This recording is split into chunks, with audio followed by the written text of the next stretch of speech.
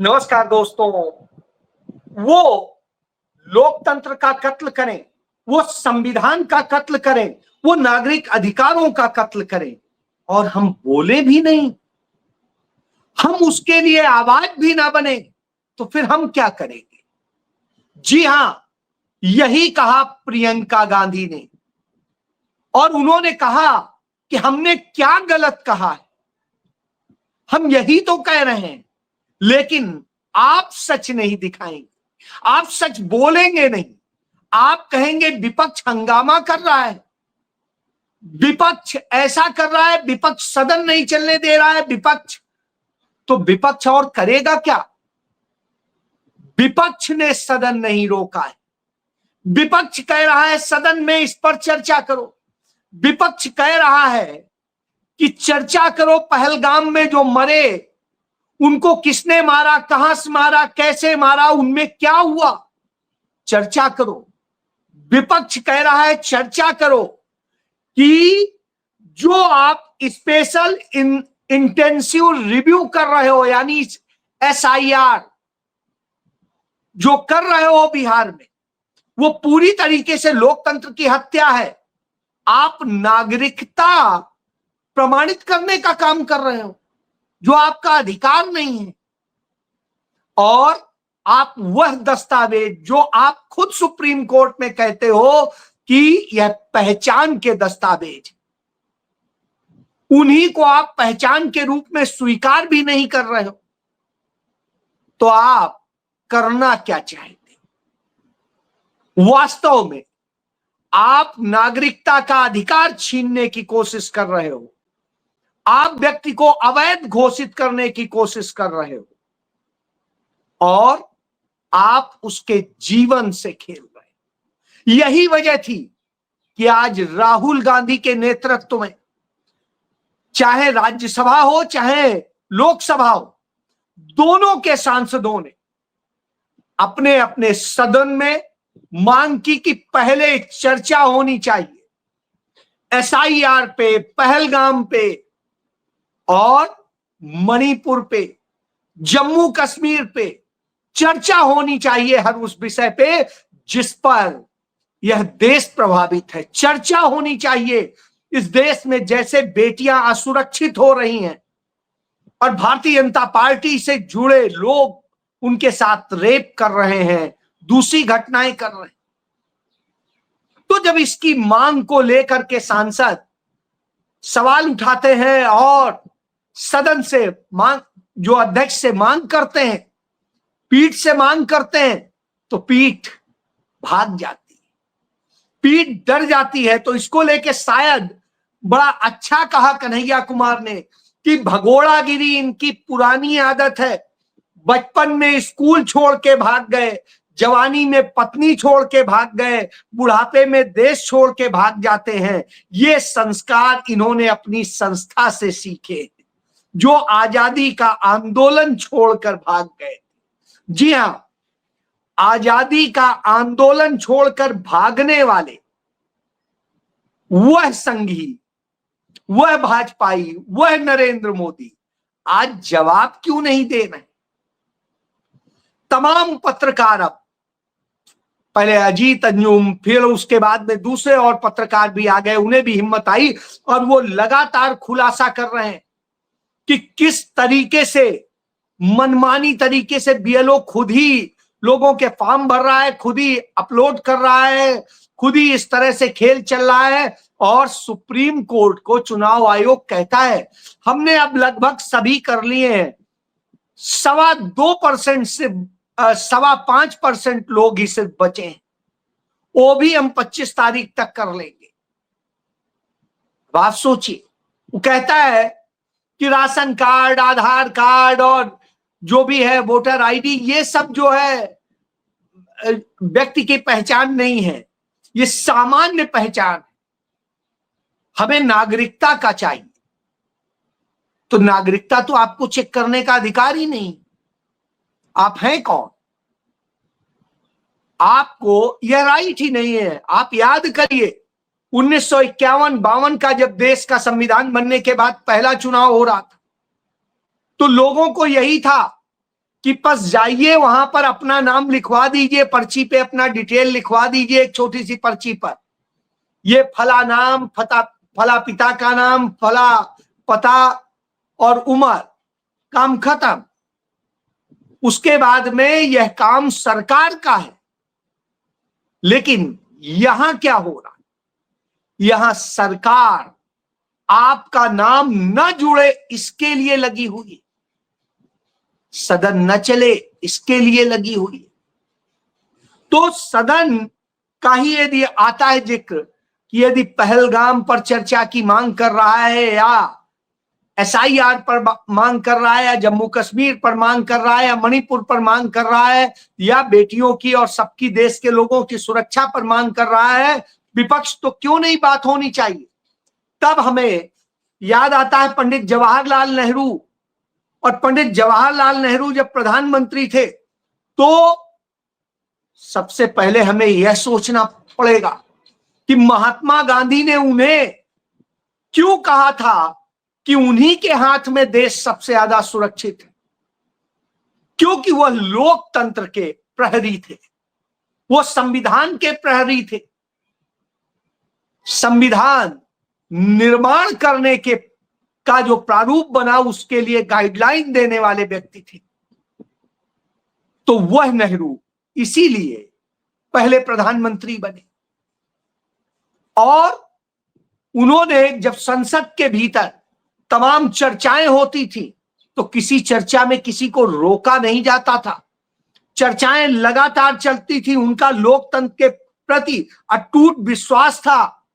और जिस तरीके से वो खुद कभी तानाशाह न बन जाए, इसलिए अपने खिलाफ तमाम लेख, तमाम चीजें खुद भी लिख दिया करते थे छद्म नाम से। तो यह समझ सकते हैं आज का प्रधानमंत्री जिसके अंदर तानाशाह घुस गया है, जो इस तरह की स्थिति में आ गया है कि जो सदन में जाता है तो ऐसे लगता है जैसे कोई बादशाह आ रहा है। लेकिन राहुल गांधी के डर के कारण चुपचाप उठ के सदन से ऐसे भाग जाता है जैसे गधे के उससे सींग भाग जाते हैं। तो अब आप समझिए, गधे के सिर से सींग भागने जैसी स्थिति कल भारत की संसद ने देखी, जब 8 मिनट में ही प्रधानमंत्री अचानक भाग गया, कैमरा इधर टर्न हुआ और वो भाग लिया। तो अब आप समझिए, यह प्रधानमंत्री है हमने बनाया है। उस स्थिति में आता है, स्पीकर बोलने नहीं देता है विपक्ष के लोगों को, विपक्ष के नेता को नहीं बोलने देता है। जब वह नहीं बोलने देता है तो सवाल तो आएगा। पंडित जवाहरलाल नेहरू प्रधानमंत्री थे, एक बार जब रात तक, देर रात तक सत्र चलना था तो यह तक व्यवस्था की गई कि सांसदों को उनके अपनी टेबल तक जो है डिनर मिल जाए, क्योंकि भूखे ना रहे वो, और देश के लिए चर्चा करें, बहस करें, सरकार को घेरें। यह अंतर है दोनों। इसीलिए नेहरू महान थे और इसीलिए एक भगोड़ा है। तो जब ये सारी बातें आती हैं तो हमें कल का धनखड़ का भी दिखाई देता है कि कैसे धनखड़ का अचानक बेइज्जत करके इस्तीफा लेना, उन्हें फेयरवेल न देने की एक नई तरीका निकाल लेना और इस स्थिति में कर देना अपने आप में दर्शाता है कि यदि चापलूसों के साथ यही होता है, जो गुनाह कर देते हैं उनके साथ यही होता है। आप याद करिए, एक वक्त में सतपाल मलिक ने जम्मू कश्मीर के मुख्यमंत्री रहते हुए इनके कहे पर अलोकतांत्रिक तरीके से अनुच्छेद 370 हटाने के लिए प्रस्ताव भेज दिया था, जबकि सदन नहीं वहां का चल रहा था। कानून के तहत वहां के सदन से पास होके आना चाहिए था। जब सदन निलंबित हो उस वक्त में वो ये करते हैं तो भी उन्हें उसका अनुमोदन लेना चाहिए था, लेकिन आज तक अनुमोदन नहीं लिया गया। और उसे करके परे किया गया। चलिए, उनका इस्तेमाल वहां किया, वहां करने के बाद उन्हें दूसरे राज्य में भेज दिया, और फिर जब उनको लगा कि बस अब काम इनसे निकल चुका है तो साइड में फेंक दिया। उसी तरीके से जगदीप धनखड़ के साथ हुआ। चाटुकारिता की एक मिसाल कायम की जगदीप धनखड़ ने। उपराष्ट्रपति जैसे पद की गरिमा गिराई जगदीप धनखड़ ने, और जिस तरीके से एक उपराष्ट्रपति को ससम्मान कम से कम विदाई तो मिलनी चाहिए थी, उसकी भी व्यवस्था नहीं की। तो इससे यह संदेश जाता है कि यह निजाम ऐसा है जो कि अपने सिवा किसी को सम्मान नहीं चाहे, बाकी सबका सिर्फ इस्तेमाल होगा।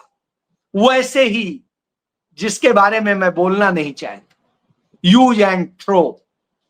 तो अब आप समझ लीजिए, यही भाजपा की नीति रही है, चाहे जिसका नाम देख लीजिए, अटल बिहारी वाजपेयी हो, लाल कृष्ण आडवाणी हो, मुरली मनोहर जोशी हो, या कोई और नेता इनका देख, सब यूज एंड थ्रो हुए। वही इनका इतिहास, क्योंकि ये सिर्फ इस्तेमाल करते हैं, कभी हिंदुओं का, कभी किसी का, कभी किसी का, और जरूरत निकल जाती है तो फिर SIR होने लगता है। तो यह समझिए, जब यह होता है, इसका भी एक उदाहरण है वही जम्मू कश्मीर, जिसको जाके नरेंद्र मोदी बता रहे थे कि हमारे क्या रिश्ते हैं और क्या है। उसी जम्मू कश्मीर में कांग्रेस पार्टी इन दिनों एक अभियान चला रही है, हमारी रियासत हमारा हक, और इसमें स्टेटहुड की मांग कर रही है, उसी स्टेटहुड की जो इसी सरकार ने सुप्रीम कोर्ट में वायदा किया था। सुप्रीम कोर्ट में जजमेंट देने के पहले अनुच्छेद 370 पे यह एफिडेविट दिया था इस सरकार ने कि हम वहां पर जैसे ही चुनाव होगा स्टेटहुड बहाल करेंगे, लेकिन आज तक स्टेटहुड बहाल नहीं किया। उसको लेकर के कांग्रेस पार्टी लड़ाई लड़ रही। तो जब कांग्रेस पार्टी के तमाम नेता और कार्यकर्ता वहां इसकी लड़ाई लड़ते हैं, हर जिले में लड़ते हैं, और लड़ते हुए दिल्ली आते हैं, तो दिल्ली में उन्हें ऐसे घेरा जाता है जैसे आतंकवादियों को घेरा गया हो। और वहां पर जब जंतर मंतर में वो अपनी बात रखते हैं तो उसे बिल्कुल कैद कर लिया जाता है। सोचिए, इतना डर है, इतनी डरपोक है। तभी तो कहा कन्हैया कुमार ने कि भाग खड़े होते हैं। इसीलिए कहा प्रियंका गांधी ने कि लोकतंत्र का कत्ल हो रहा है और हम चुप बैठे क्या? बिल्कुल चुप नहीं बैठना चाहिए। तो ये जोरदार प्रदर्शन किया, और यहां कांग्रेस पार्टी ने कहा कि जम्मू कश्मीर का स्टेटहुड बहाल कराना, लद्दाख को छठी अनुसूची में डलवाना, ये हमारी बेसिक मांग है, और हम इसे पूरा करने की लड़ाई लड़ते रहेंगे, क्योंकि यह वहां की जनता का हक है, और इस हक की लड़ाई हमें लड़नी ही है। तो अब आप समझिए, जब यह लड़ाई लड़ी जा रही, लड़ाई वहां महिला कांग्रेस लड़ाई लड़ रही है, यूथ कांग्रेस लड़ाई लड़ रही है, और NSUI लड़ाई लड़ रही है। किस बात की लड़ाई लड़ रही है? कि उड़ीसा में लगातार लड़कियों के साथ में भाजपा के लोग अन्याय कर रहे हैं, रेप कर रहे हैं, और दूसरी घटनाएं कर रहे हैं, यौन शोषण कर रहे हैं, और सरेआम सड़क पर 15 साल की बच्ची को आग लगा के मार डाल रहे। सोचिए, सुप्रीम कोर्ट तक को कहना पड़ा कि हम शर्मिंदा हैं। सुप्रीम कोर्ट कह रहा है हम शर्मिंदा हैं, लेकिन वह बेशर्म नरेंद्र मोदी सरकार, भाजपा की सरकार, एक बार नहीं कह रही है कि हम शर्मिंदा हैं बेटा। हम बेटी बचाओ बेटी पढ़ाओ का नारा सिर्फ दे सकते हैं, हमारे लोग बेटियों की आबरू भी लूटेंगे, उनकी शिक्षा भी लूटेंगे, और उनका जीवन भी खराब करेंगे। जी हां, जीवन भी खराब करते हैं। और यह मामला भी महाराष्ट्र में आ गया कि किस तरीके से महाराष्ट्र के कई भाजपा के नेता एक ट्रैप में थे और वो लगातार महिलाओं के साथ में, वो कई सांसद, कई विधायक, कई और नेता भी थे। वो भाजपा के नेताजी तो गिरफ्तार हो गए हैं, लेकिन इस तरह से रेप करने वाले और दूसरी घटनाएं करने वाले कब पकड़े जाएंगे, कब क्या होगा। उत्तर प्रदेश में भाजपा का विधायक कुलदीप सेंगर रहा हो या बच्चियों से रेप करने वाला उनका मिर्जापुर का वह विधायक रहा हो, या इनके देश के गृह राज्य मंत्री रह चुके चिन्मयानंद रहे हो, सब क्या करते हैं? रेप करते हैं, यौन शोषण करते हैं, हत्याएं करते हैं। तो इन्होंने ये सब के साथ किया। जिसे बेटी कहते हैं उस बेटी से रेप करते हैं, जिसे मां कहते हैं उस मां से रेप करते हैं, जिसे बहन कहते हैं उस बहन से रेप करते हैं, और खुद अपनी बीबियां छोड़ के भाग जाते हैं। जी हां, तब उस इंसाफ की लड़ाई लड़ने उतरते हैं राहुल गांधी, प्रियंका गांधी। और बिहार में भी, बिहार की विधानसभा में कांग्रेस पार्टी और तेजस्वी यादव दोनों आरजेडी मिलकर के आज लड़ाई लड़ रहे हैं और वहां की विधानसभा में उन्होंने घेर रखा है। घबराई हुई है सरकार। लेकिन साहब, हुक्म तो मोदी जी का चलता है। नीतीश कुमार तो सिर्फ एक चेहरा है, वह चेहरा जिसका कोई अस्तित्व नहीं, खत्म हो चुका है, मानसिक रूप से बेकार हो चुका है। तो अब आप सोचिए न्याय कैसे मिलेगा। न्याय के लिए न्याय योद्धा के साथ आपको खड़ा होना होगा, लड़ना होगा, अपने हक के लिए, अपने इंसाफ के लिए, अपनी बेटियों के लिए, अपने युवाओं के लिए, अपने राज्य के लिए, अपने, क्योंकि यह सरकार और आपको लूटती है, आपको टैक्स के जाल में फंसाती है और फिर सब कुछ अडानी अंबानी को दे देती है। और अडानी अंबानी के यदि जल, जमीन, जंगल या कोई भी अन्य संसाधनों पर कब्जा करने पर कोई खिलाफत करता है तो उसके यहां ईडी छोड़ दी जाती है। वही पालतू ईडी जिसका जिक्र सुप्रीम कोर्ट में हुआ और सुप्रीम कोर्ट ने कहा कि हमारा मुंह मत खुलवाइए। तो सोचिए, इसलिए प्रियंका गांधी ने कहा हम अब बोले भी ना तो यह क्यों चाहता है मीडिया कि हम न बोले। गोदी मीडिया का को यह समीक्षा करनी चाहिए। जी हाँ, जय